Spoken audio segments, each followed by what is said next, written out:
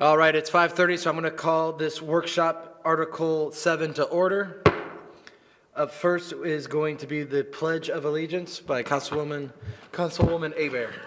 Gone for a week and I'm already losing it.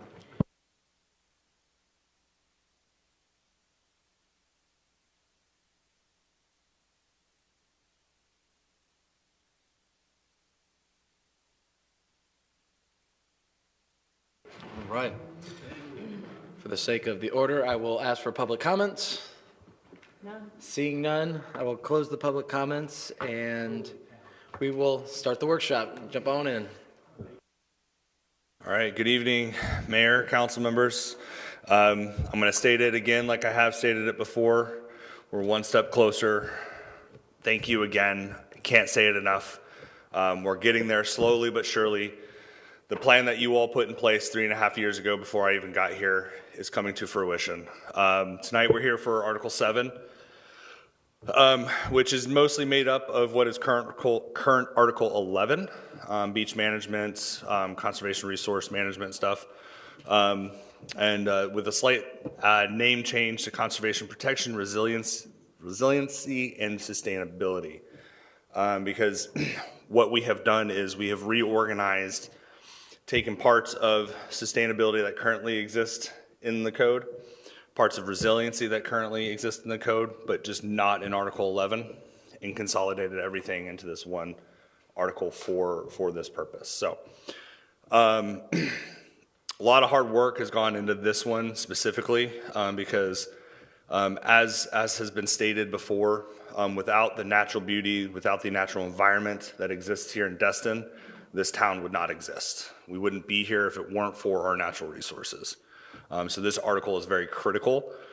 Staff took a very hard look at this one, made a very concerted effort to identify the needs and the needs of the community while addressing what has always been kind of confusing to staff or the community with our current regulations, and clarify that based on current policy that has been handed down and or best practices. Okay, so with that, I'm going to turn the presentation over to Daniel Butler. He and Rachel, oh my gosh, I'm going blank on her last name, Hogue. Rachel Hogue worked on this particular article together for a couple reasons. They both have a background in natural resources, sustainability for Rachel, and Daniel's, I believe, is in fishery management. So they have a strong educational background in this and a strong personal interest in this type of work. So with that, I'll turn it over to Daniel.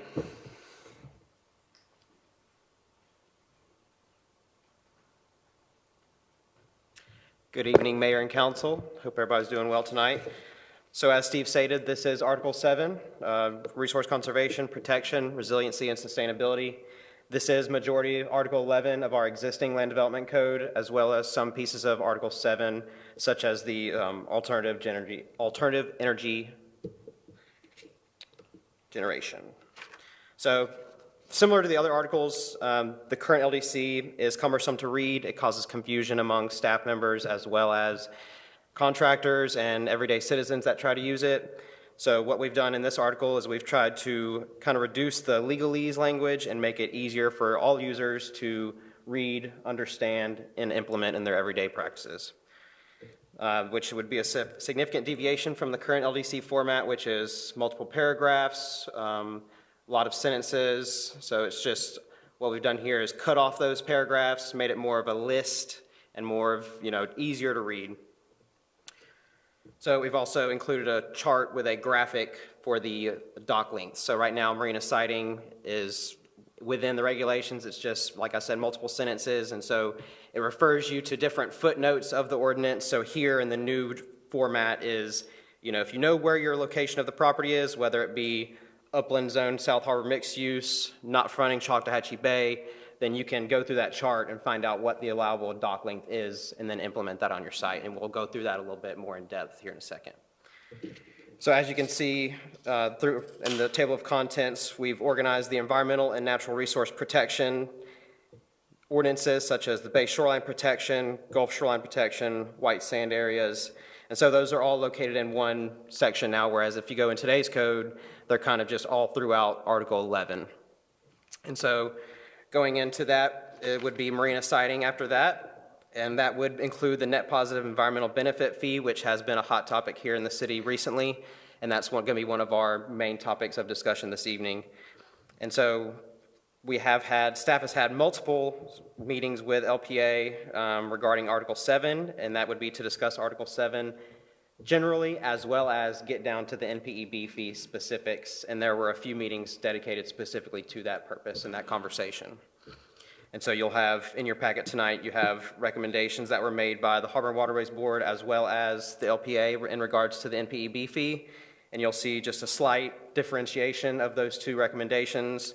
So the Harbor and Waterways Board, their recommendation for the NPEB fee is based on the project costs. So currently today, the NPEB fee is 25% of the cost of construction for that project within the Destin Harbor or the canals. And so what the Harbor and Waterways Board has recommended is still a percentage of the construction of the project with 10% for Tier 1, 10% for Tier 2, and 25% for Tier 3. From past conversations, we might be aware that Tier 3 is the commercial marinas. Tier 2 is residential with 10 slips or more, or something that does not meet the self-certification of FDEP. And then Category 1 is the self-certifiable dock or marine construction projects. So that was the Harbor and Waterways Board recommendation was 10, 10, and 25 of the construction costs. Alternatively, the LPA recommended motion was based on the slip count with an amortization rate. I'm not going to get too far in the weeds of the amortization because it's broken down in y'all's packet, but those are the two, and then there's some stipulations in there for a 75% reduction for homesteads, as well as, like I said, the proof of payment would be responsible for the applicant. They would have to provide staff with that proof that they paid that NPEB fee within so many years. So those are the two motions from the Harbor and Waterways Board and LPA, and staff is here tonight to seek direction, get your feelings about how y'all feel about either one of those motions or a hybrid or your own. And staff's here to answer any questions about that one. All right. And just like the other ones, I think the best way to tackle this is as we bring it up, we can discuss it. So if there's anyone in particular on this topic for the NPEB fees. I'll start with if there's any, I know we've spoken in the past on the material choices. If a higher grade material would ultimately allow them to reduce their fees if those materials are sought after to be less contaminating into the environment. And then through a project we're kind of talking on right now, and it's just kind of very specific, but I guess we could open it up to anything where the docks could be used for any other environmental rehabilitation. The one I'm looking at right now are oysters. But if there's a group that we could consider some kind of, if they would like to do some kind of enrichment of the environment off their dock or through their dock, whether it's anything CBA, Choctawhatchee Basin Alliance might have suggested it to us, but some ways where they can almost self-participate in a way and get something off. Again, I think that is a very nominal fee, but something that can encourage that, or just the one thing I had under that topic. And then Councilman Stevens. Thank you. I mean, I like the Harbor and Waterways Board motion, but the problem is if we don't have any projects done in a while, then we have no funds, and if we're just worried about water quality and stuff like that, we'd have enough. But now that we're repairing the pump in the back, dredging, all that stuff, I don't know if we're going to be able to maintain the amount. So with the local planning idea, I don't know how we're going to actually collect that money from each boat slip. I think it'd be difficult asking the property owner for it. I mean, maybe another option is to maybe have some kind of registration for the vessels that are there. And if we do a registration method, we might be able to get more information as to how many people each vessel holds. That way you can figure out how many parking spots are needed. Maybe have some kind of tiered breakdown of inspected vessels have one fee, uninspected vessels have another fee, livery vessels have another fee. And then that way, maybe we come out with some kind of sticker system for all of them too, and it might be able to help determine the livery aspect for later to make Code's job easier too. Just a couple thoughts I had, so. Would that include residential slips, or are we talking just commercial? I mean, I guess you can have private vessels too. I mean, that would be another category. But I think it'd be easier to collect fees off of vessels that are using the slips as opposed to the actual slips. Councilman Bagby. Oh, I'm sorry. Looking at you. Now, I'll forget my questions, but if you just go to the agenda item. So part of this seems like it could be and we're on the two forms of collecting the money. Are they both legal, Kyle? Because one seems like a special assessment that's being done, and I'm not sure. I know we can set up fees and things, but I'm not sure. Yeah, I mean, Jim, as I was kind of reading through it this afternoon, I did not provide legal review for this until I looked at it this afternoon, since I'm covering for Ms. Kopp. So I personally cannot say yes or no. I'm assuming Ms. Kopp probably has and given it the okay. But I do see the point, and I kind of had the same thought this afternoon as I was going through it. So the first thing I want to do is make sure it's legal. The second thing I want to do is, Mr. City Manager, has there been a revenue analysis? So have you taken the two things and just like going over the last 5 years? Here's how many docks we had. Here's how much money this form would have generated. I would assume that the LPA's form, well, that probably would be a bad assumption because we have approved some docks being redone. So we may have collected more money using the percentages than we would have doing the $100 or the whatever. But have we done a revenue analysis? Yes, sir, Okay. we have. We averaged out what the MPB currently has brought in since I believe 2006. And that's averaged out to about 24,000 something a year. This year, we're going to eclipse that a lot because we did have a major marina be installed this year, at the beginning of the year, at 530 Harbor, and that brought in a $90,000 assessment alone. So, so the years go up and go down. It seems every 5 years, 6 years or so, there is a major dock renovation or major dock project that comes in and does generate and, you know, puts a lot of money into the account, but then it dies off over the next 5. As far as what the LPA has recommended, so the 430 dock count, the slip count that is in the motion, was a slip count that staff had conducted based off of just aerial imagery, looking at the property appraisers and then confirming on the property itself whether or not there is a supplemental dock. What's the word I'm looking for? Amenity, as well as also just looking at seawalls with marginal docks and then going every 40 feet or so and counting that slippage.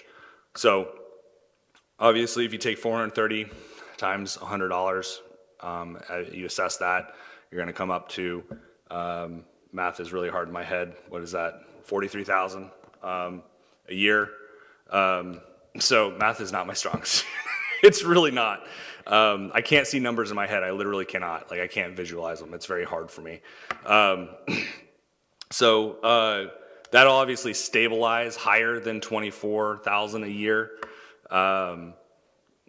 So looking at other generations. So that financial analysis has been done. And if you want specific numbers, we have it in the previous LPA staff report that was brought forth during their their motion-making meeting. But the harbor folks changed the percentages, right? They did, yes. So what is the revenue analysis of using their percentages over the last Yep, 5 years? that was also in the LPA staff report as well, and we can provide that. And if I remember right, the LPA had, if you were a homesteaded property or if you had repaired within the last, I think, 10 years. Correct. Or you had already paid the fee within the last 10 years, there was a decrement on what you would have to pay going forward, right? Correct, But only until you got to the 10-year mark or whatever. yes. Yeah, I just want to see kind of the average over the last 5 years. We currently are doing 24,000 or whatever it is with the 93,000 that we collected. Here's what the Harbor Board's plan would have generated over the last 5 years. Here's what the LPA's plan would have generated over the last 5 years. My point is our position is the same as always been. We got to get these things close, all our things closer to paying for themselves. You know, I'm willing to underwrite our kids' ball fields and stuff, but I'm not willing to underwrite every single thing the city does because eventually we run out of money. Trying to be, I don't want to say Santa Claus, we're trying to do our job and fund the things that people, our citizens think are important, but we got to pay for it. Yep. And so this is one of those areas I would get closer to 100% than I would to 50%. Yeah, and Crystal's run the numbers, and she said that annually, just to run the pump itself, on average, is about 46 to 48,000 a year. Some years it has been up to 60-something thousand, and that's just for the electricity. That does not include all the repairs that have been made at half a million at a time for the pump. So that's just running it. Yeah, I think we've replaced it twice since I originally started. I'm like, every time we turn around, we seem to be doing something to the pump, so. All right. What was the yearly cost for electric, or just the?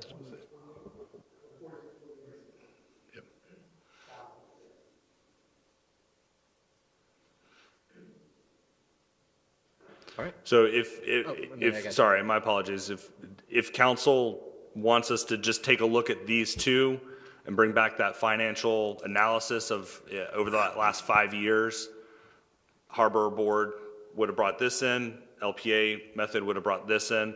We'll do that. If anyone has any other comments on any other methodologies we want to look into, we're open to that as well. Yep. Well, I want to make sure they're both legal, Yep. that we can And- actually do both of them. Yeah, and Kim Kopp sat in pretty much every single one of these meetings and never brought up legality or was ever concerned with any of it, but we can confirm with her. Okay, yeah, because that would override what the cost benefit would Yeah, be. real quick. Yeah. All right, Councilman Schmidt on the same topic. Yeah, thank you. Thank you, Daniel. And for the people that might be watching, if you could maybe make it a little simple for them, maybe me too. NPEB, one of these is chosen. This is going to be on, let's say, for example, Harbor Water Board motion. That's new stuff that's happening, new construction projects. So currently, the net positive environmental benefit NPEB fee applies to any new construction waterward of the mean high water line, as well as any dock repair waterward of the mean high water line. Right now, it does not apply to new seawalls upland of the mean high water line or on, just beyond. So in the future, during the rewrite, barring a change, right? Barring a change from you all, it would still apply to those exact same New, projects. right. Yep. With the tiered 10%, blah, blah, blah. on the If cost. that's Right. what's Sure. approved by council, yes, sir. The LPA motion, explain that one. That means basically what? If you did a project in 2020, Yep, so if you did a project 4 years ago, then, and you can prove that you paid that. That you paid, Yep. you're exempt. You would get a 6-year exemption to complete that 10-year cycle.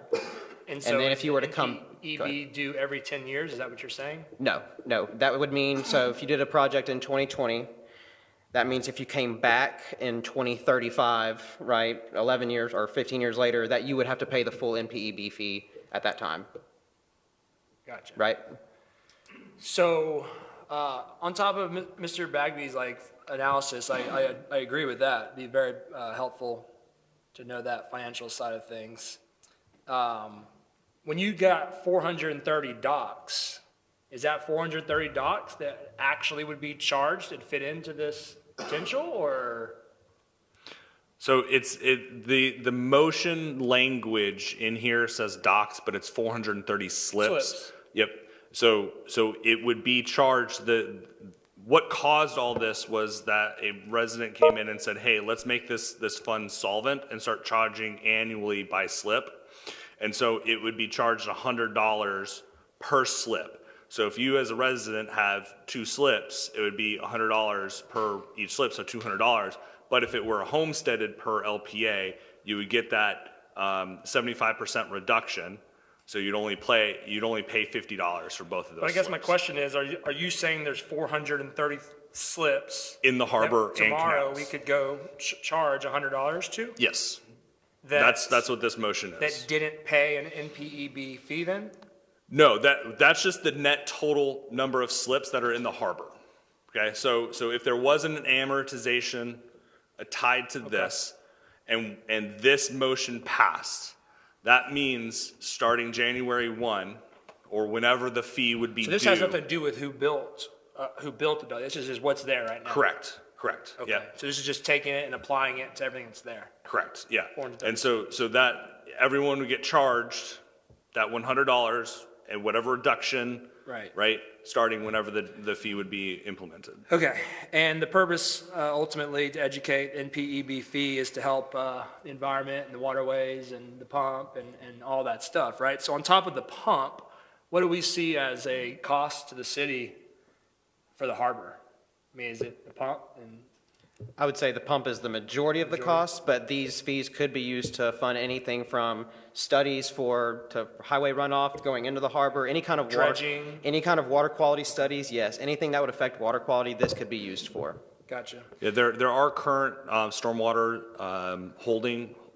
storage holding tanks that keep the flow from 98 going into the harbor, and those clean outs and everything. And part of the memo of understanding that we have with the state, that's what the NPEB was initially created to help fund and maintain.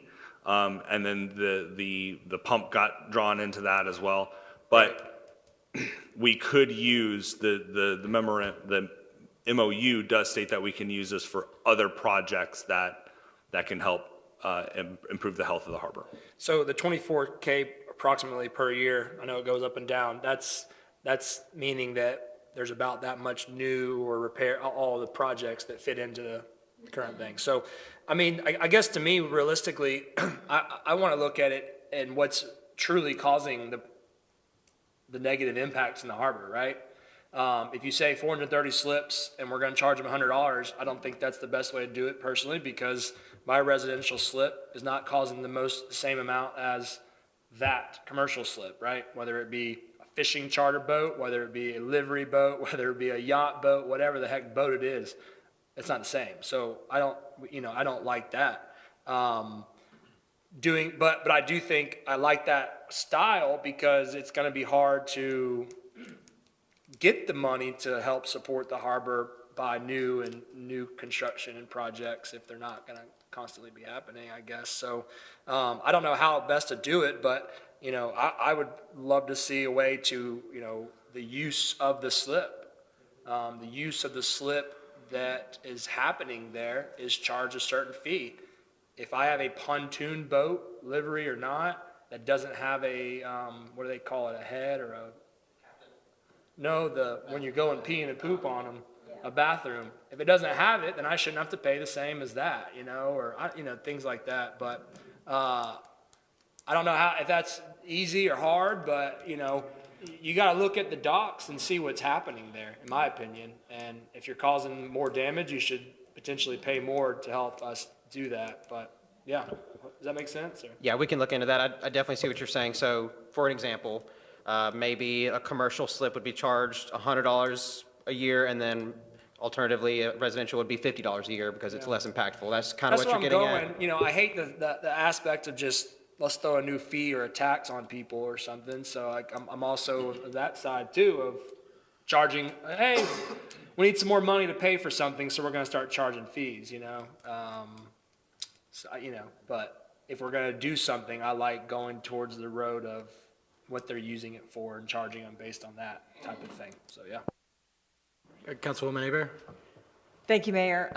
Thanks, Kevin. You were pretty much on the same track. My question was, why are we just playing a flat 100 across the board when you have a fishing charter, or you have somebody that is working on their boat in the off-season, and we had this problem last year, you know, they're stripping the paint off into the harbor. And trying to get code down there to stop them from working in the harbor on their boat when it should be up on the yard. So kind of everything Kevin already said, so I'm not going to repeat it, but that's what I'm thinking. The same thing is there's a lot more required with those commercial slips, with whether it's fishing or charters or whatever, than somebody that just has a pontoon boat with no other activity going on except personal family use for it. So I think that's a good thought. Thanks, Kevin, for bringing most of that up. Thank you. All right. Yes. Somebody stole my mouse. Oh, no worries. Jump on in, yeah. I'm afraid I take a little bit different view. The way we've been doing it has been based on the construction. I know we need to generate maybe more money, maybe we need to up the percentage. It's a lot simpler than the LPA's advice. We're going to give them an exemption for if they're homestead. We're going to give them an exemption if they paid it 4 years, 5 years, 8 years ago. It gets very complicated. We need to leave it on the new construction, and if the percentage isn't high enough, then adjust it there.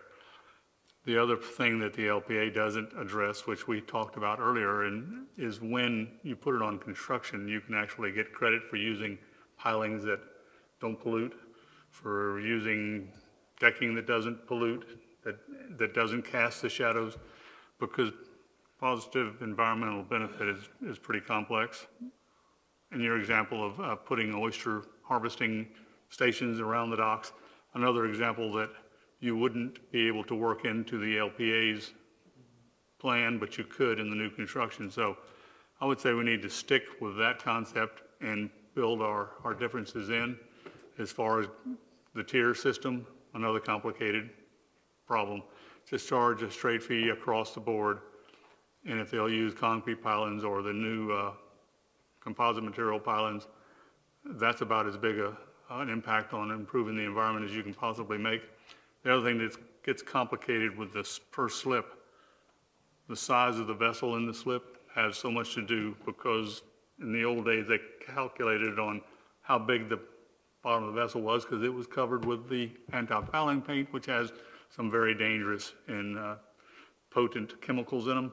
So the bigger boats, they figured, made a much bigger imprint. So none of that can be factored into the LPA's scheme, but we can put it in without complicating too badly the charging on the new construction and repairs.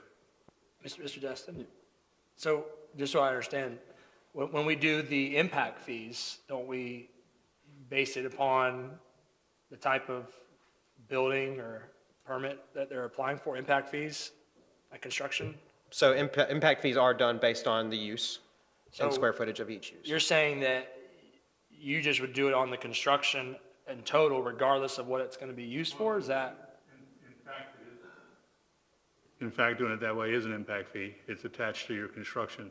Whereas if you go the other method, I don't know how you can figure an impact fee into it. But if I'm building a 15-slip dock to have commercial activity, Right. whatever commercial activity it might be versus me building a 15-slip dock for residential, which might not be a good example because there's not, but you get the point. shouldn't there be, I mean, they're not equal though, aren't they? Well, at the moment, we don't differentiate. There is no tier system, is that don't. correct?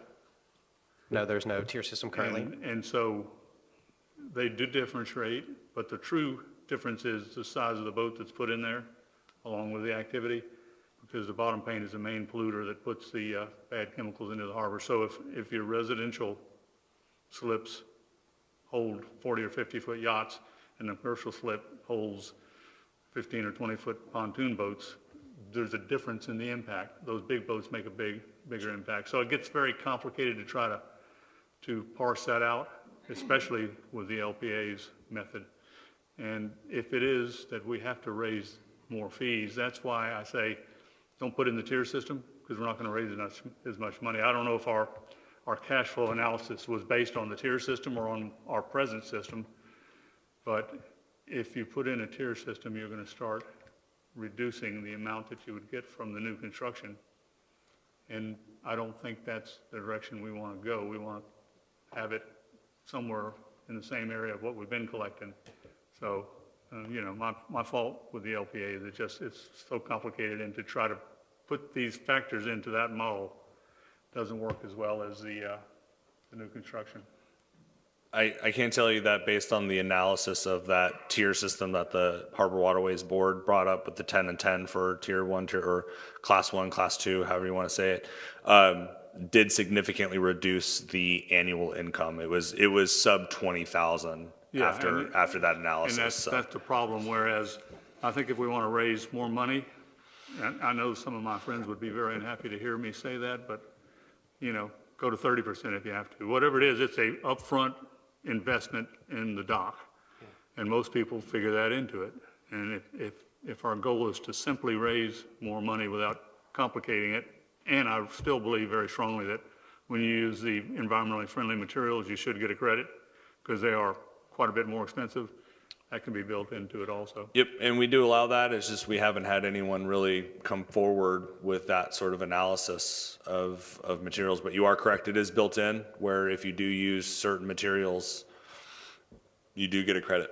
Yeah, they have the new composite pilings that don't leach anything into the water at all. Whereas even the new green pilings, they're still leaching some pretty heavy chemicals into the water. Not as bad as creosote used to, but still not good. All right, Councilman Guile. Thank you. Depending on which route we go here, the route we're previously discussing or Councilman Destin's route, I do have a question for Kevin on what he was proposing earlier. You were saying a different rate for commercial versus residential. Can that be accounted for with the homestead reduction? Charge one elevated fee. If you're homestead, that reduction accounts for that minimal slip usage that you're speaking of versus somebody that's not homesteaded and could be probably doing other things out of that slip? I don't necessarily know if I can answer the question exactly, but I'm assuming that if you're homesteaded, you have to be a resident. Right. So in theory, yeah, it's gonna. Yeah, but you were saying you wanted two You're gonna different, get a discount. you were saying you wanted two different costs. If we just did the one cost, but if you're homesteaded, it's reduced. Oh, so you're still gonna have a less cost. Right. Yeah. Would that work in your scenario for you? I think so. I mean, I don't have the history of the boats and the size of them, but I feel like our staff or whoever can work with certain members of boards and the city to determine different costs based upon construction projects. I don't, Right. if somebody's building a slip, and it's for X length of boats, they have to tell us that, I think, when they're building construction docks. I think we could have a table that's gonna say that you're gonna be charged these numbers, so, I think that's doable. But, and then, yeah, as a resident, the homestead would give you the discount, so. Right. Answer your question. And then, based off what Councilman Destin just stated, so I used to have a 42-foot Hatteras with 2 Detroit diesels, and the anti-fouling treatment, yeah, underneath, I mean, I get that, but also that diesel streak across that top of that water, and you can't tell which boat it came out of, and I mean, I fought that with socks. I can't tell you how much, because you can't have a Detroit diesel that doesn't We all swing, did. yeah, oil.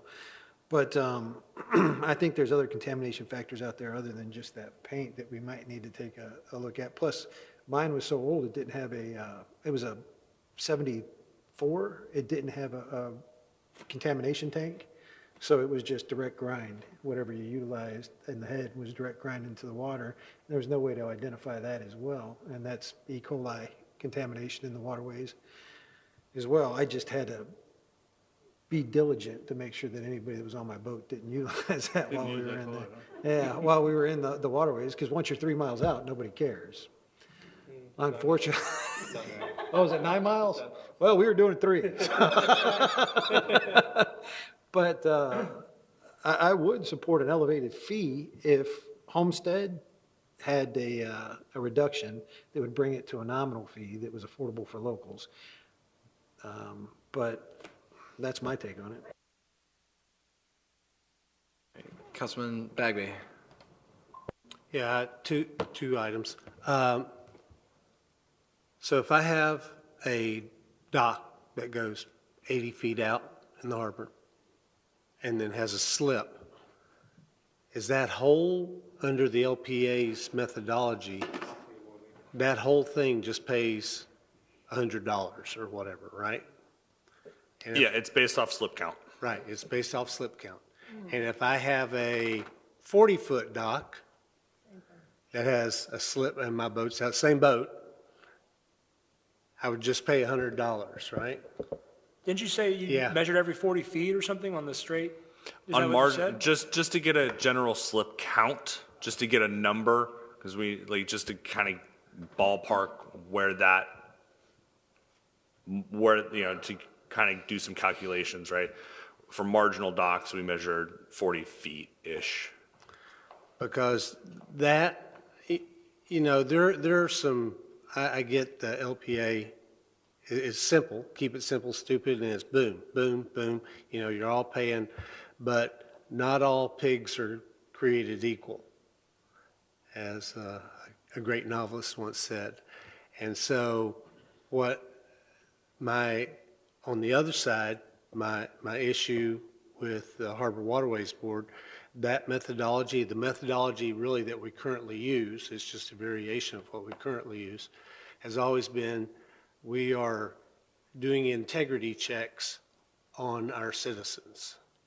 And I hate that because, well, how much did it cost? Okay, well, here's a simple percentage, and when the guys came up and they wanted to expand their dock and they wanted to build the deck above, and how much is that going to cost? And I'm thinking to myself, there's no way in hell that's going to cost what that guy's telling me. I'm not going to call him a liar from up here, but he was not telling us the truth. And so I kind of lean toward that methodology and maybe raising the rates. I don't know what the magic number is to generate enough revenue. But we have to do a better job of checking the cost.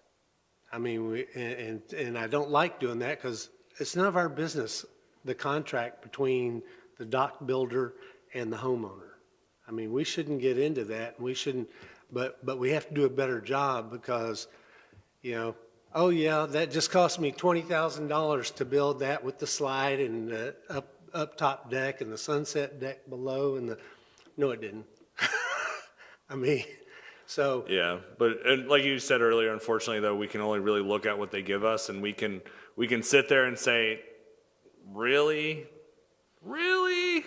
But if that's what they submit to us, right, without any sort of subpoena or warrant or we're kind of Well, if we need to limited put something else in here that says the city, and we can talk about that when we decide which way we're going to go, but, the city reserves the right to review a contract. I don't want to do that, but some of them are way off. I don't care, that didn't include the chairs that went out. Well, no, it's the dock. But the problem I have with the LPA is you can build a massive dock with 2 slips, and you're paying the same as that little homeowner who has a pontoon boat and 2 jet skis that built a little dock So at with that, 2 slips. at that point, to kind of alleviate that, we could do dock square footage. Do a fee annually based on your dock square footage. Yeah, I think we need a lawyer to review that. We're talking about a lot of different ideas, but I think we need a lawyer to review before we get too far down that road. But I don't want to do integrity checks on homeowners, property owners, citizens, whatever. And that's the problem with the system that we have now. That, and it doesn't generate enough revenue. So that's what I'm really trying to find the solution to. All right, Councilman Stevens. I still think we need to do it based off of what kind of vessel's in that slip. I mean, if it's a inspected vessel that's over 40 foot, it should pay more than $100. If it's an uninspected vessel, that's what, a 20 footer or whatever, it should pay $100. Livery should pay $100. If it's a pleasure vessel, if it's a pleasure vessel that's less than 30 foot, maybe pay $50. If it's a pleasure vessel that's above 40 feet or whatever, pay $100. I mean, some kind of variation to where it's based off the size or what kind of boat's there. That's my feeling on it. Yep, Councilman Destin. And to address Mr. Bagby's concern about the construction, we could just change that to the length of the dock. You pay so much for the linear length. And the slip calculations we're going to have to figure out how to narrow that down, because he's exactly right. You know, you can have a very long dock with not have any 1 or 2 slips, and is that equivalent to the short dock with 1 or 2 slips? So I think if we stick with the construction, you know, the answer might be just say, okay, if your dock is this long, then that's what you pay. And that way we don't have to check people on their construction costs. Councilman Guile. And to help answer one of the items that just came up during Councilman Bagby's discussion, so I pull permits throughout the state of Florida, typically for building and roofing. There are municipalities that ask for copies of the proposal, but there are contractors out there that generate false proposals strictly for the permit, to have a reduced permit fee. And there's absolutely nothing that that municipality can do to contest that. And that's one of the reasons we're in the insurance fraud situation that we're in now, why insurance is so expensive, because people are generating false, fictitious, and elevated proposals in order to fight insurance claims to get paid more. And that's why the insurance companies are fighting us now. And they have no legal basis to come back and try to verify those funds from the insurance world. So if they don't have it from the insurance world, I know we don't have it from municipality level. But I don't know how we would win that battle if the insurance company can't beat it with their lobbyists. I don't know how we could beat it. All right, seeing nothing further? All right. Awesome. Any questions for us? No, I've been taking notes, and I'm sure my team has too, so we will be back with some more information. Thank you for that. That was good. So next is dock length. As I touched on earlier, currently in the marina siding section, we have allowable dock lengths, maximum allowable dock lengths based on where you're located within the city. If you're on the harbor, it'll be a little bit different than if you're in a bayou, whether if you're on the bay. So currently, the way it reads is just that. It's just right out of the sentence, out of the LDC. However, with the rewrite, what we're proposing is more of a chart format. So, you know, it's a lot easier to read as long as you know where your property is at. But the item of discussion tonight also is the graphic that we've included in your packet. So the Harbor and Waterways Board and the LPA have made a recommendation of approval for this method of measurement. And it is a little bit, for staff, as far as staff is concerned, it is much more transparent. It's easier to comprehend. It's easier to convey. And so what it is it's still the maximum allowable dock length is the same. We're not proposing any changes there as far as percentages and numbers. What we're doing is the location of the property where the dock is to be located, we're making it a little bit easier to illustrate the developable area of that dock. So the methodology that we're proposing tonight is, if you have a property, you take the waterward most point of that property, and then you take that point and you go out perpendicular, if you will, to that property to that maximum allowable length. So let's just say you're allowed 200 feet. You go to the most waterward point of your property, go out 200 feet, and then you would also draw a line parallel from that point to the shore. And so what that creates is a box, pretty much, of developable area. And in that area is where you could build your dock. Simple as that. I mean, it's easier for people to read and understand than it is today. You might remember we had a dock come through. It's the Marina project that we've referenced tonight, and it had a length, and depending on how you interpreted the language, it may have appeared longer than 200 feet, whereas it wasn't because just the way that it was located on the property. So that's the methodology staff is referring or recommending tonight, and we are here for any feedback or questions or concerns or alternate methodology. Just so I'm reading the graph correctly, from our standpoint of view, we're on the landward side, looking outwards towards the water. That's correct. All right. One question. Yep, Councilman Dustin. I understand the methodology we use in the harbor as far as lengths go, because the harbor has a shore right over there, and we can't go, 2/3 of the way across, even if our lot is big enough. The methodology on the bay, though, there generally is a study or some kind of nexus between the restriction and the reason for the restriction. Do we have anything at all on that? Are you referring to the 20%?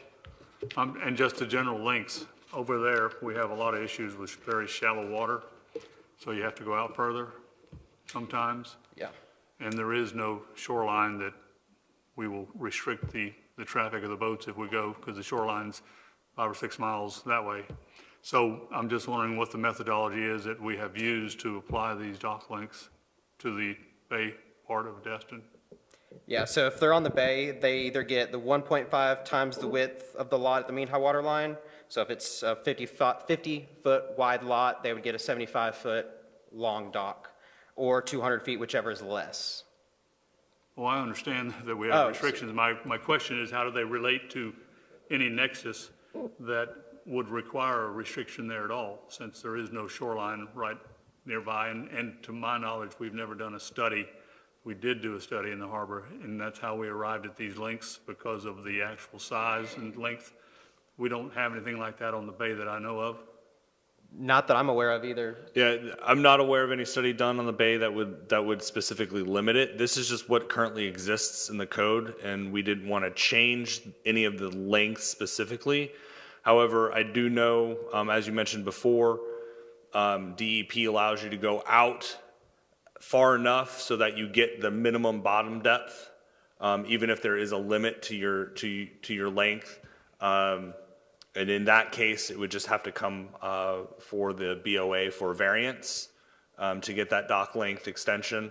And then they'd be able to get it that way, because they're setting that, environmental conditions, special circumstances that exist, so on and so forth. So I'm not aware of any study. These are just the lengths that are currently limiting per the code currently. They are, and I'm not advocating changing them, but we just pulled them out of the air. And to make things even more complicated, the city limits stop at the mean high water line on Choctawhatchee Bay. Yes, that's correct. Yep. So I don't know where the numbers came from specifically. We can certainly try and look into where they did come from, but that might be a little fruitless. But I'm not advocating changing them, but I know we pull them out of the air. Okay. Thank you for confirming. All right, not seeing anything else on that. Great. All right, so next, currently there exists a policy in the comprehensive plan. It's policy 6-1.11.3 titled Consider Scenic Views in Site Plans. And it requires any waterfront development to include design measures that provide, enhance, and preserve scenic views of the water for the general public from public rights-of-way. Currently, there's no LDC ordinance within the current existing land development code that would implement this policy. So staff is bringing that before you all for discussion tonight. We did bring it before the LPA during the July 18th meeting, as well as the August 8th. And then the recommendation that they have made in your packet tonight is that any proposed waterfront, non-residential, or multifamily development or redevelopment must provide a perpetual public access easement or dedication to the public from the public right-of-way to the waterfront, and if they did that, they could reduce their open space by 15%, provided that the perpetual public access easement shall be a minimum of 5 feet wide, and they shall dedicate at least 4 vehicle parking spaces to the public to use as parking while maintaining ADA parking standards. That passed unanimously from the LPA, so that is what staff is bringing before you all tonight to get your feedback on that recommended motion. Maybe alternative motion, thoughts, feelings, concerns. Just so I'm understanding this, so this isn't necessarily a viewing corridor as it is a true easement pathway to get to the beach? It would be a view corridor, but it would be accessible by the public as well. Okay, view corridor, so it's a drive-in movie theater view corridor. It depends on how you want to use it. I mean, I'm just there would be a minimum of 4 vehicle parking spaces for the public to get out of their car And and view. walk down to the Oh, and beach. walk. And then once, yeah, exactly, walk. And then once they're at the beach, right, as long as they stay in the water, that's here nor there. Yeah. That can't go wrong. Councilman Destin? Can it be meandering? It would not be a view corridor then. Well, if the easement is only 5 feet wide, there'd be minimal meandering, and it would still be clear, right, from the public right-of-way to the waterfront. So, I mean, ideally, it would be a view corridor, right?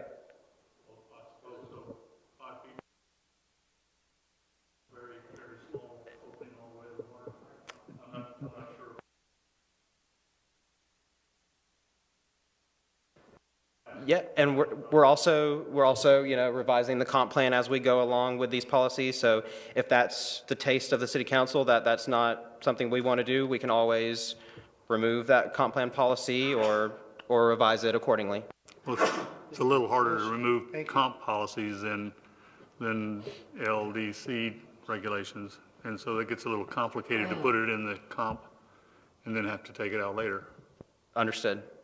I always kind of viewed it as I'm driving by, walking by, biking by, it's just not a brick wall of buildings, but a little bit more of the gap of scenery versus accessibility. So that was just kind of where I was coming from with it. Councilman Bagby? Yeah, to piggyback on Mr. Destin, a 5-foot easement can still do that. It's 5 foot. Doesn't have to be straight because the word straight's not in there. I'm not sure on the 15%. This is a little bit like, and I'm a little nervous. I mean, I think it's a great idea if they agree because it's non-residential, commercial. So it's not the condos on the harbor or any of that, or any of the houses on the harbor. It is restaurants or charter boats or the fishing fleet or things like that. So, they might want to get 15% less green space. They might be willing to do that. I wouldn't go over 15%. I'll just state that up front.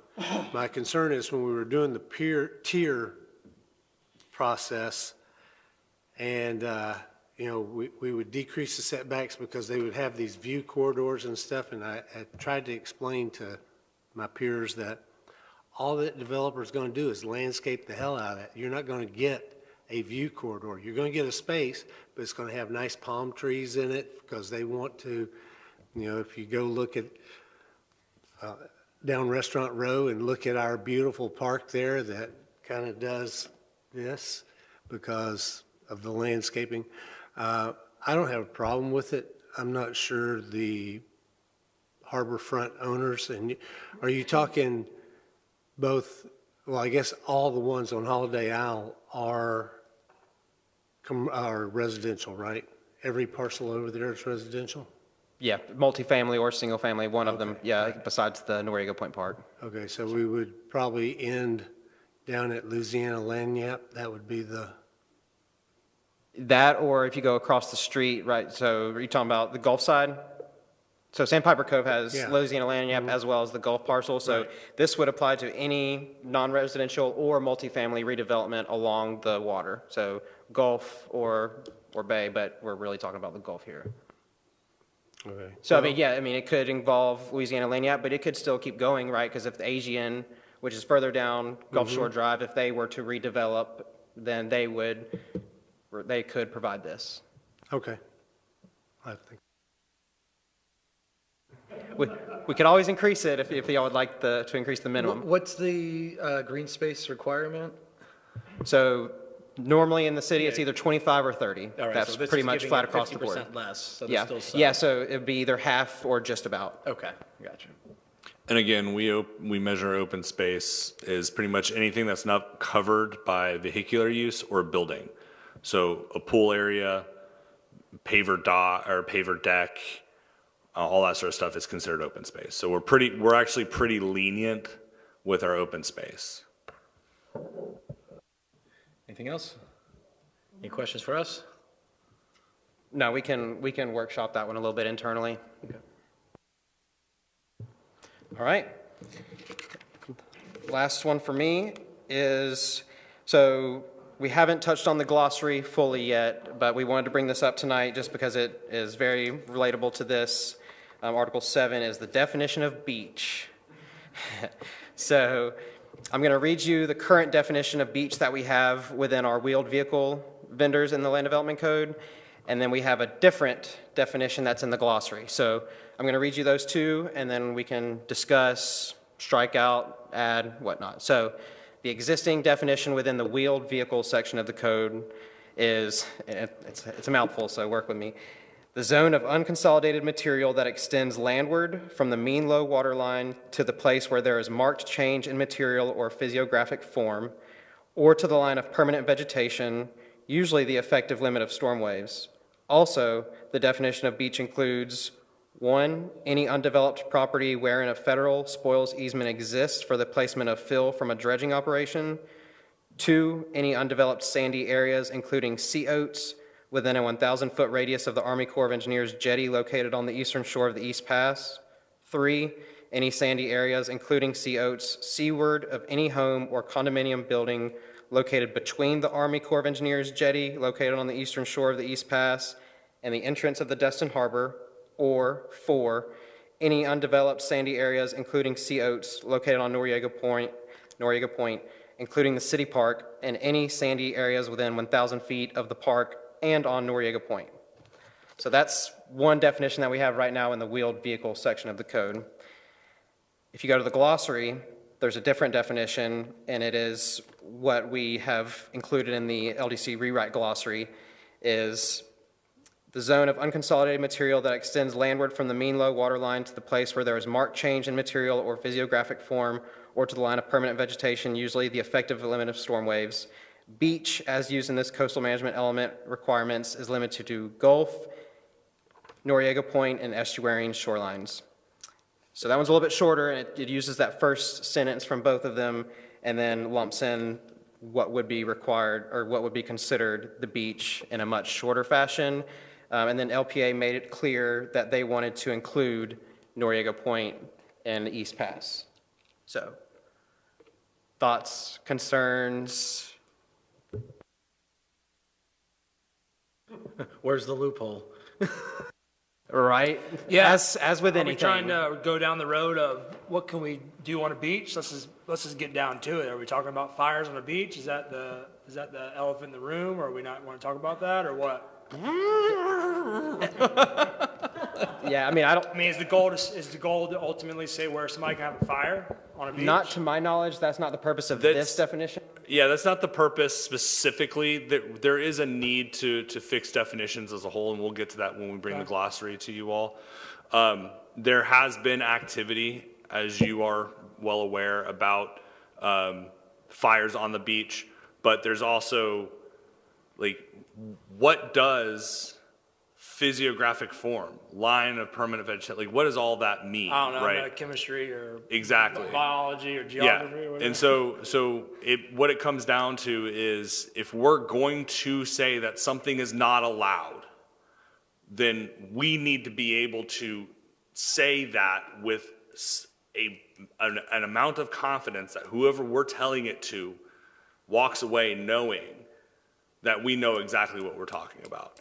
And to be 100% honest with you, this definition does not necessarily give me 100% confidence that I can say, yes, by marking a line on a map saying, this is the point of demarcation of physiographic form, right? Because I'm not a surveyor, right? I'm not a biologist. I'm not a lawyer. I'm not, we're none of those things, right? And so, Are we starting down the line of the South Walton issue of beach behind somebody's house, whether it's theirs or not? Is that what we're potentially? potentially it could, but that's got nothing to do with this specifically, because that's more of a what is public, what is private issue. We're just really trying to define what beach is. And so if we can kind of discern what an intent of what it is, of what beach is, then staff can draft up a simpler definition of what beach is. So for me, like personally, when I drive down Holiday Isle and I park and I go down the beach access, I'm on the beach. When I start on that white sand, getting on the beach, and then I'm on the beach when I get halfway down that white sand, or if I'm going in somebody's house on Holiday Isle and I step right off that back step onto that white sand, that's beach to me. I'm not sure if that makes any sense, but this is what I call the beach. But Yeah, I don't know. so by the way that this reads though, it says where there is marked change in material or physiographic form or the line of permanent vegetation, right? Dunes are not included in this definition. So that first step that you take off those steps might actually be landward. You can't of- walk on dunes though, is that federally No, but regulated? some dune access points, right? Right. They have the dip in the dune, right? And you're walking between dunes, right? But that's still not the beach by this definition, because you're beyond the line of permanent vegetation or physiographic form, right? Unless we're going to get so minute that we're going to take that line and go up that trail, right? And then back down, right? Are you getting where the issue that we have as staff in delineating? Because if we don't have that designated for Osteen, there's a long beach strip access to get to the beach. If we're saying no vending on the beach, but that access strip isn't considered the beach, I could potentially have a vendor there, because it's not the beach. And that's been our big, I could have an ice cream shop there. Yeah, I mean, if it's beyond the line of permanent vegetation or there's marked physiographic change, right? Yeah. There's too many things in here that somebody could say, oh, well, there's no the physiographic change is actually 20 feet that way because the elevation change is 5 feet. Right. To So- Councilman Schmidt's point, if we lump in when I walk off the back porch of someone's house and it is quartz crystal, is there a way to then, is there harm in encroaching north and calling more things beach than less? So something that staff has talked about is just using the construction control line.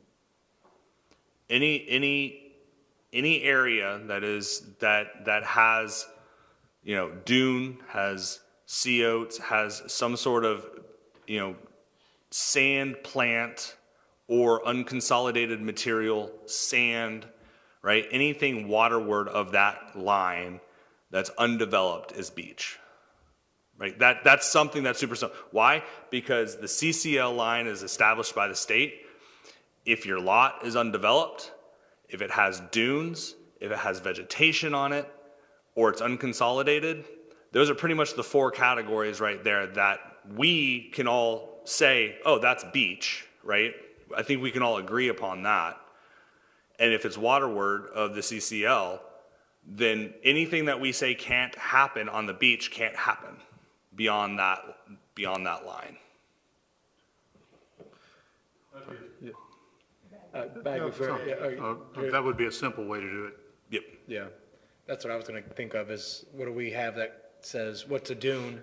and then let's just go seaward of whatever we consolidate as a dune, or to your point, the CCL line works. Councilman, yeah, you're good? All right, Councilwoman Aber? I was in the same mindset as why we can't make this, dumb it down some. So it's not so, you got to be, a physicist, or somebody that knows every area of what you're talking about. Make it simple so that if it's sandy beach, you're on the beach. If you're in like the dunes where it's like where the sea oats and it's protected, maybe specify that. But having it so structured as it currently is, I feel like it just leaves us to where, like the mayor said, well, that's not really beach. I can have my ice cream business right there. So making it where, okay, it's the sand and it's not developed, but it's the beach. So what are your guys' thoughts with the control line, since that's a plot statewide? I mean, that's just something that staff threw out, right, in internal talks, and it was just something I wanted to get a discussion going, right? That's kind of the way that we're trying to think about things. We're just trying to dumb it down. We're trying to keep it simple, because the more simple things are, the easier it is for us to explain and point to, and the less ability it is for somebody to come in and try and argue it. Yeah, no, I don't think staff Are there- hours need to go to explaining what a beach is. Are there any examples of issues or like reasons for updating the definition besides? the one Yes, that we just mentioned? the currently out on what's popularly known as parcel B, there has been reports of fire pits Right. But going besides on. that one, is there? I mean, the ice we're talking cream- about would this- beach would this affect the vendors, ice cream right? thing? Yeah, Would the this ice affect cream that? thing, I mean, there's a handful. It's not, Okay. we're not talking about, this is an epidemic. Right. Right, but there are issues that would, if we could better define this, we would be able to better get compliance. Councilman Bagby, do you have anything else? Yeah. Yep. Yeah, I like the CCCL. It's simple. I have, at least where DEP shows the CCL out on Noriega Point. I might have some issue, well, I probably wouldn't have any issues, but the property owners out there might have some issues. So I would say go to the DEP website and see if that works for the entire city. We've contacted DEP about this and asked them if they have any input, and they basically said, unless you're getting a permit, we don't care. Yeah. Well, they have the CCCL on Noriega Point on the harbor side of Noriega Point. So there's probably a couple of condos out there. Even Marcy's home, she might be a little upset to find out that her house is seaward of the CCCL. So I'm just saying, before we say, I mean, I like the simplicity of it, and it's clearly identifiable, it's surveyed in. Another survey, I think the county does one every probably 3 years for the TDD, is they survey the beach in case we get hit with a storm and we have to replace the beach and have to do a beach nourishment. So they can show the profile of the beach prior to the storm and how many cubic yards of sand need to be and all those calculations. We might ask them for the current survey of the beach in the Destin area, Destin city limits, and see what that survey tells. And this isn't about, erosion control lines or anything like that. It's about the beach. So they can give you just that overlay of the beach.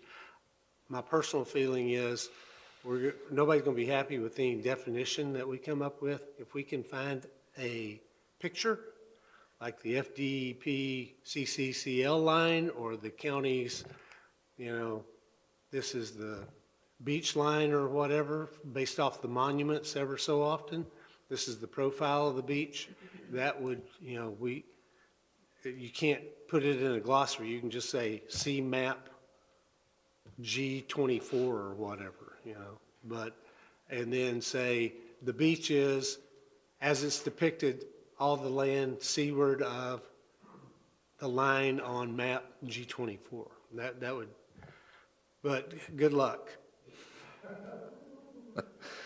Y'all have been the ones going to approve it. All right. I'm not seeing anything further. That's it for me. Do y'all have any questions about what we've discussed tonight? So the only thing I've brought up with staff in the past, and we've talked about this being on the workshop, is the NP, or the NPEB fees state for seawalls, but getting into living shorelines as an alternative means, and potentially whether, not necessarily for the fees itself, but I just know that we've kind of defined seawall and kind of show a little bit of what that looks like inside those fee structures. And so regardless of the fee structure, pulling it out and trying to have a path for residential to get fast or maybe encouraged process to get the locals to do living shorelines. I don't want to discount or discourage or tax seawalls, but I would love to try to encourage, whether that's an expedited or a speedy permitting process or some kind of just resource that we have. But I definitely think with us being a peninsula and that being a proven way to grow land, it's definitely going to be a resilient thing when it comes across from storms, and just making sure that our land doesn't keep retracting inwards as everything else goes out. So that was just one thing I really wanted to touch in, and potentially, whether it's in this, but have some kind of arm that allows for the encouragement of living shorelines. Yeah, and I think if you want to go like an expedited route, living shorelines are generally waterward, right? And I can't think of anything that, as far as our permitting process, that would require a permit for a living shoreline. So at that point, we could just say, if you're going to do a living shoreline, there is no permit from the city you have to get to, but caveat that you still got to get the state and federal stuff done, For right? sure, yeah. That's the So, key, yeah. especially if you want to do it for residential stuff, right? Mm-hmm. We might want to look at it, from a commercial standpoint. Mm-hmm. Might want to do, through DOs, right? Yeah, Where- and I'm happy for all. I Yeah. don't know if categorizing it as one and not the other helps it, Yeah. but I would prefer anyone who is willing Yeah. and wanting. Just because Yeah. every wall that we have right now, whether it was on what was Noriego Point that fell and collapsed inwards, where we bought the land on the bridge, that has collapsed on itself.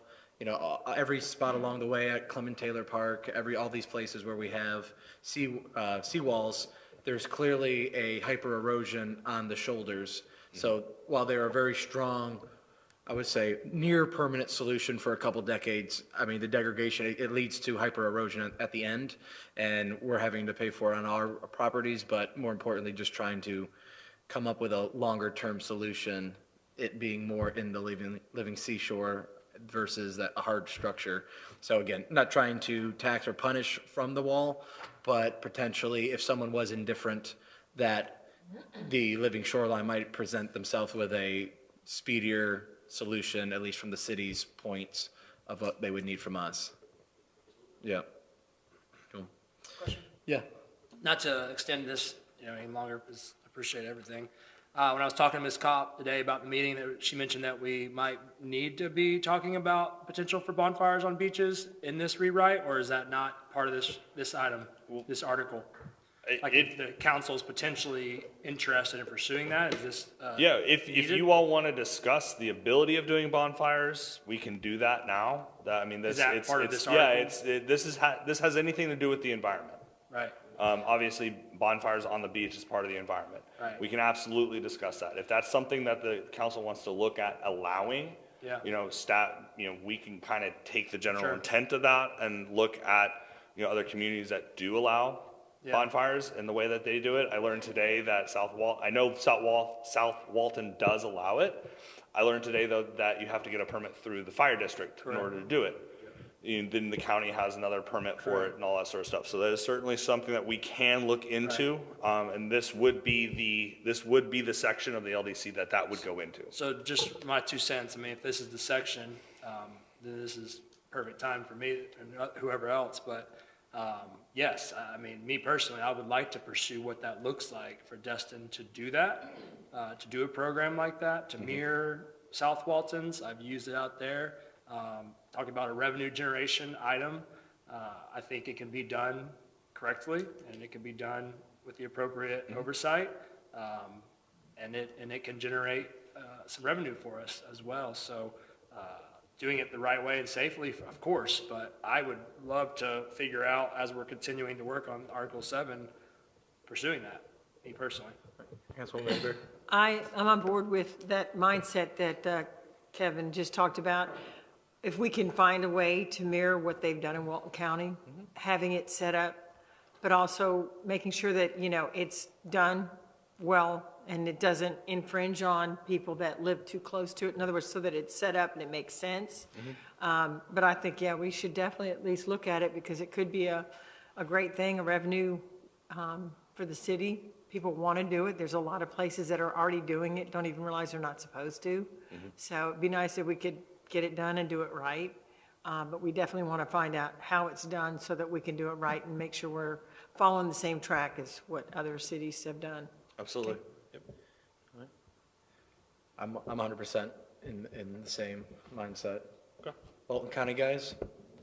Yeah, Jim, Larry? I've had a little history with the bonfires on the beach. I know a few things about that process. And it's okay, it's hard to enforce. You'll get a lot of rogue operators that go down, so it puts more emphasis on code enforcement, getting the word to go down there and go, you're not, and then you want to tell a bride and her 30 guests, hey, your rogue operator came down here and set up, you got to pull it up and go someplace else. It's not the, you know. Not you almost, the ideal situation. Not the ideal situation for a code officer. I'm No. just going to tell you that. Not at all.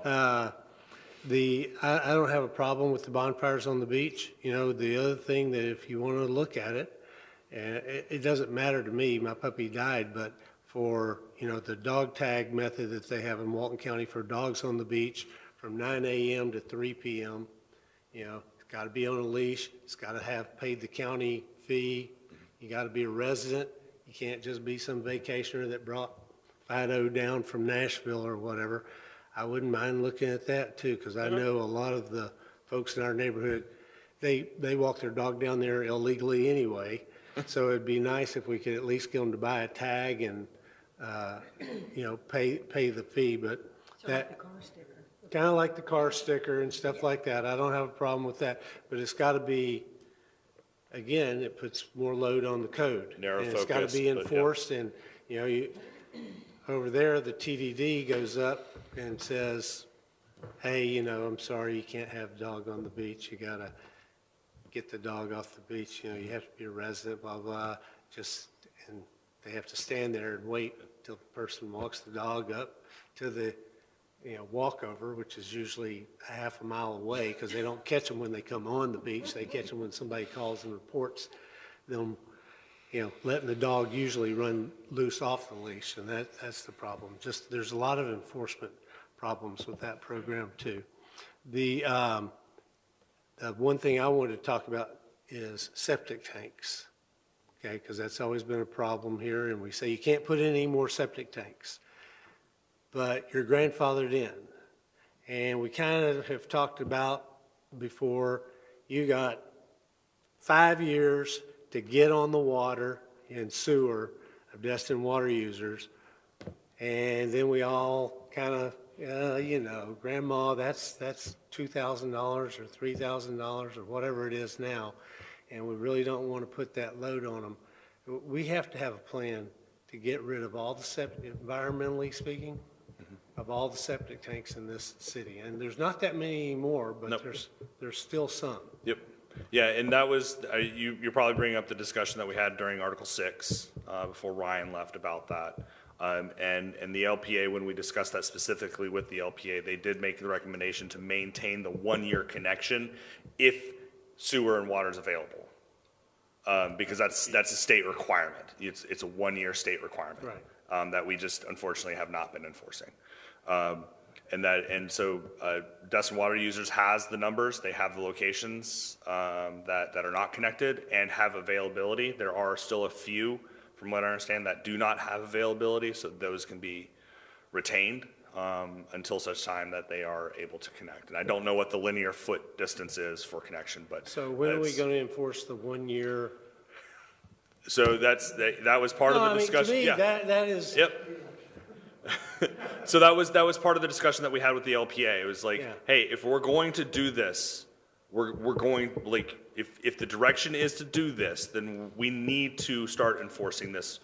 And Yes. the plan was to, I mean, if council wants to give direction now to start doing it now, we will, but the plan was just to get the LDC implemented and in place and then give that notice out. Okay, well, whatever the first meeting after the swearing in of the new council, the first meeting in December, please put that on the agenda, and you can put it under my name. Okay. I'll be the heavy here. But this, to me, this is one of the most environmentally impactful, because I really worry more about the Choctawhatchee Bay than I do the Gulf. The Gulf cleanses itself pretty well, but that bay has been polluted, not just us, not just our few septic tanks, but Walton County. This is a huge issue over there. It's an issue in other places in this county where, people are just letting stuff run off. Oh, yeah. And it's, I can't count the many days how I can't go swimming in Rocky Bayou with my kids. yeah, So. exactly. So it's time we put the foot in the ground, and I'll go to Destin Water Users and say, you need to run some lines so everybody in this town is off septic tank. That's just my personal opinion, but Yeah, we'll be sure to put that on, was that November 18th, I think? So, thank you. Yeah, and I would say just to add on to that, there's plenty of state and federal grants on that where we would be the beneficiary and then dole them out as subsidies to, not to just add one more thing to you over there, Jeff. LDC rewrite, we're still coming up with grants, but that would be potentially a way, if we're gonna stick it to them or just be firm with a year out, perhaps we could go find funding, and where we find that, hey, they're actually on a fixed income, or we find some kind of hardship that we could actually dole out grant federal and state money, not even taxpayer money, to help individual residents offset the cost. So a potential way where we can force and potentially help at the same time, just to solve the problem, kind of just like code. We're just trying to solve the problem, not stick anyone with a bill. So just throwing that out there for the record. All right, final thoughts. Councilman Stevens. All right, I got one quick thing. It's with the marina siding. I guess when I was on the Harbor and Waterways Board, we always ran into issues with the self-certification or the exemption, and how DEP would always have one plan, and we'd want to compare it with the city plan and all that. So is there any way we can try to get it to where we can get all the paperwork lined up whenever they're looking at the docs initially? Yeah, that's been fixed for quite some time now. I think it was about 2.5 years ago. We received an application for a dock for Harbor Waterways Board, and there were 3 different plans. And I was like, we're not bringing this to Harbor Waterways Board. So we told them to resubmit to the Army Corps of Engineers and the state and to us the exact same plan. And we wouldn't take it before Harbor Waterways Board until that plan matched. And that's just been the policy ever since. So if we receive state certificate, self-certified, right, and they don't actually have to submit a plan when it comes to self-certification. So they just need to verify that they meet that criteria. And so if a plan comes before the Harbor Waterways Board that claims self-certification, and then we get the marine construction permit, and we confirm that it actually is not self-certified, we put a hold on the permit, and we tell the person, hey, this is not a self-certified dock. You do not have the proper permit from FDEP. You need to go get that, and we include FDEP, our FDEP contact, in that communication, so that they're in the loop. Okay, I just remember that was always an issue, so Yep. with that self-certification. Yep. So. And it came up the other night too, again, but we got it all fixed out, so, yep. All right, anything else? down the row. We do Yeah, want Larry, to thank y'all again for your input. city manager.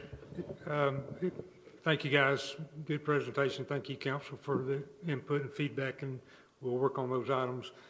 Just wanted to update you on a situation we had this morning where we had a member of staff that required emergency medical attention. I'm proud to say that they transported that individual to a local facility, home doing fine, so all went well.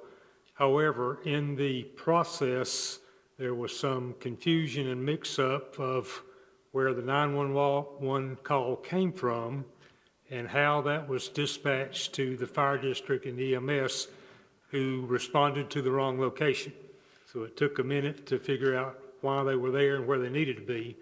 But I can assure you that has been addressed, and addressed in a pretty emphatic way that that is unacceptable, that if that 911 call says it's at this location, that's where you need to be sending people. So the confusion came from the local dispatch of where to go.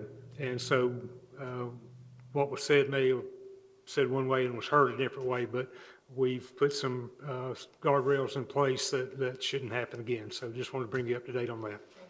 And if you want any further details, we'll be glad to share them with you individually. I appreciate that, Larry. All right, seeing nothing else, seeing no further public comments, we will close the meeting.